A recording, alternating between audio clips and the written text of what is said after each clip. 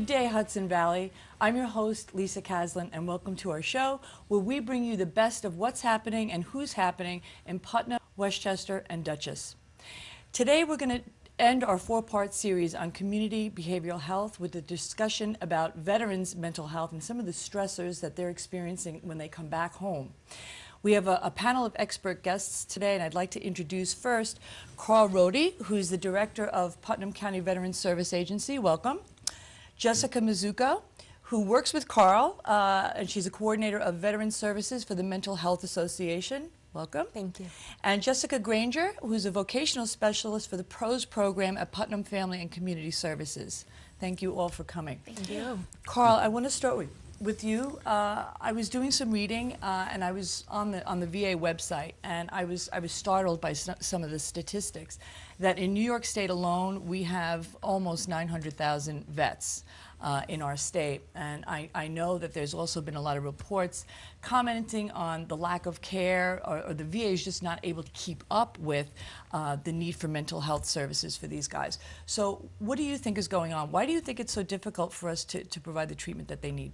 Well, I think the numbers alone, 900,000, we have a limited amount of VA hospitals. Sadly, not every VA hospital deals with mental health. VA hospitals set up specific goals. In our area, Montrose deals with the post-traumatic stress. Castle Point, which is our other VA hospital, doesn't. So it has to do with logistics a lot of times. A lot of it is underreported.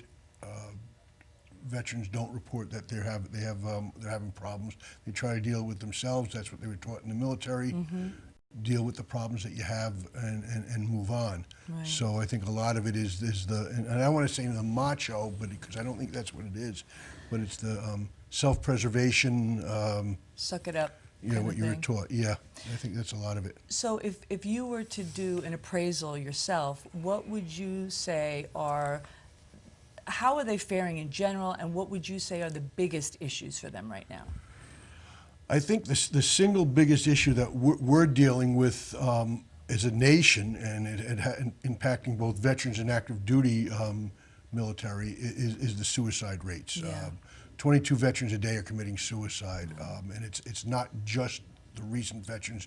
It's veterans going back to World War II veterans are also, and we have to get a handle on that.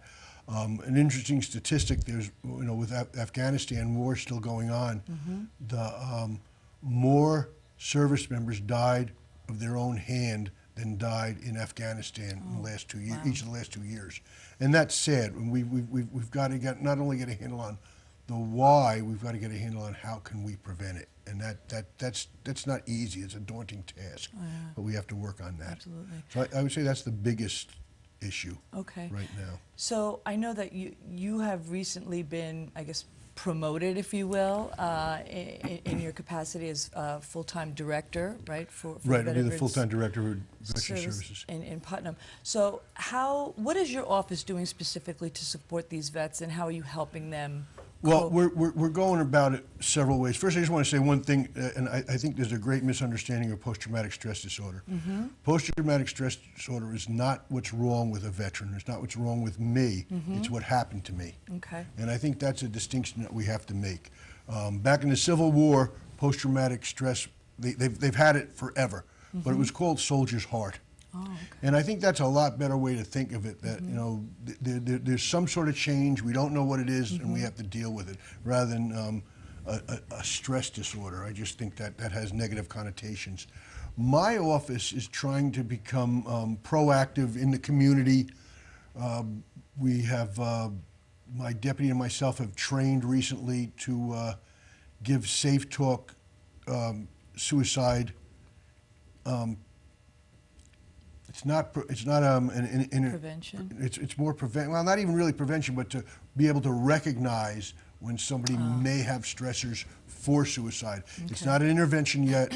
It's just where I'd be able to talk with somebody and say, wow, this person may be contemplating it. So that's one way that we want to train more people to take the Safe Talk classes.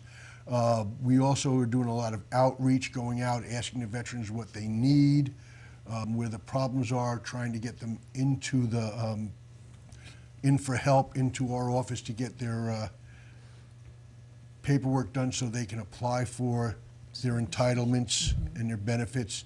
So I think it's a lot outreach, awareness that we actually exist.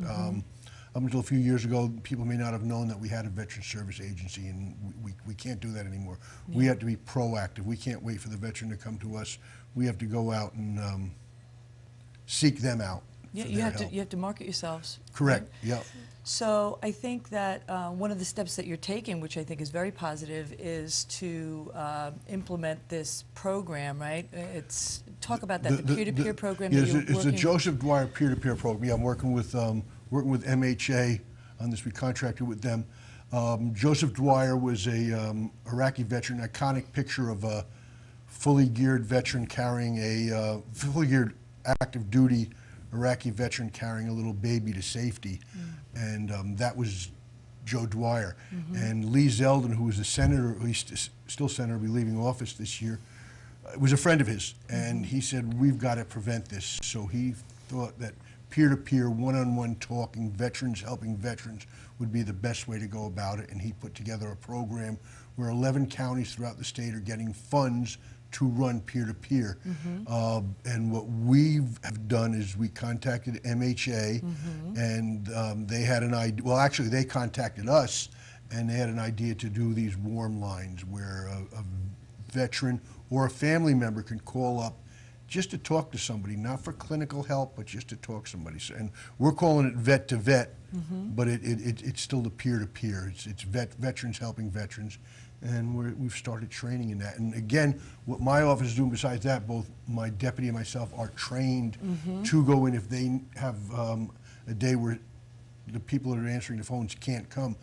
Either Art or myself can go in there and we can fill in as a call, to receive calls. That's great. And help the veterans. Great. So Jessica, talk about your end of this. So you are doing the implementation. You're actually managing the program, and you're working with the vets who are acting as peer counselors, basically, right? So how is that going?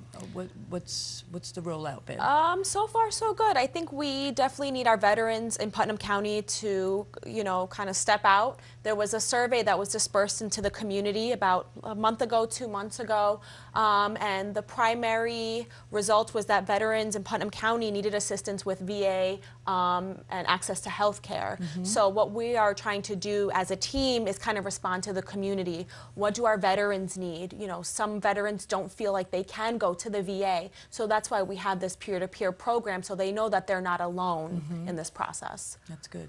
So, I mean, I'm sure, peer-to-peer, the whole philosophy of peer-to-peer has been around for a long time.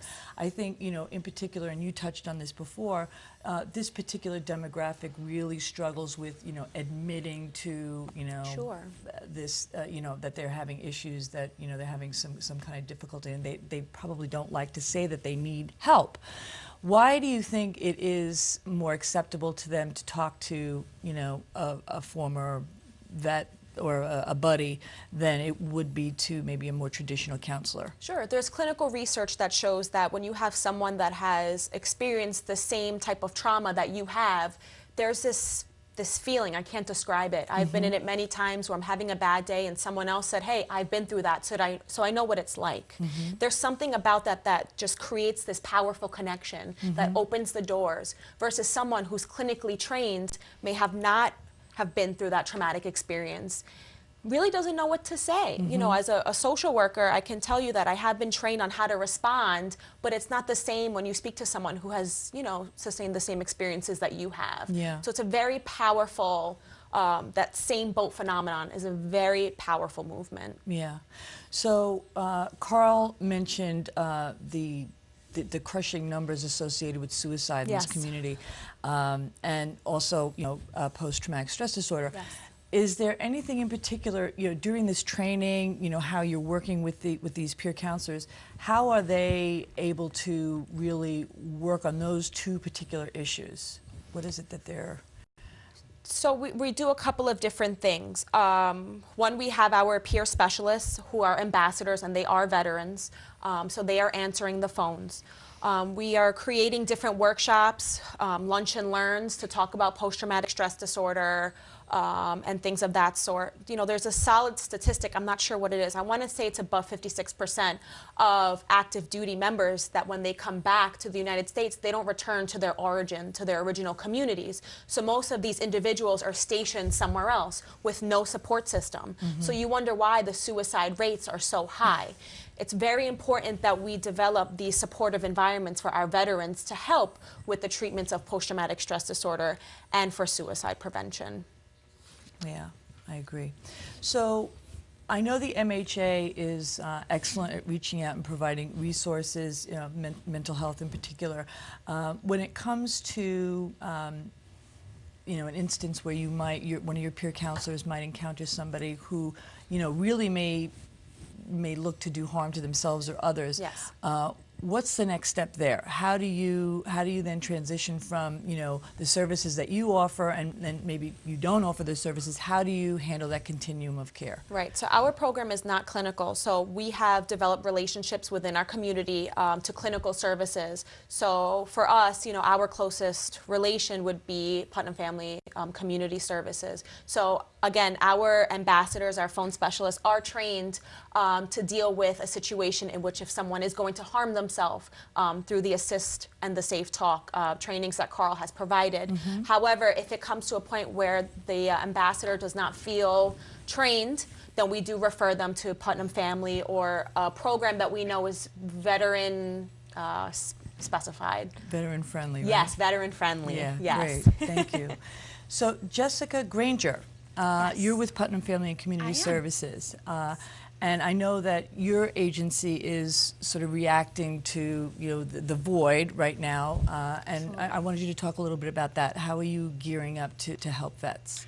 So Putnam Family and Community Services at this given point knows that the veteran population is growing, and we want to make sure that we're offering appropriate services and appropriate level of care to really address some of the needs that are getting conveyed. So right now our staff was trained, we took an online training course that specifically caters to situations that veterans would have endured.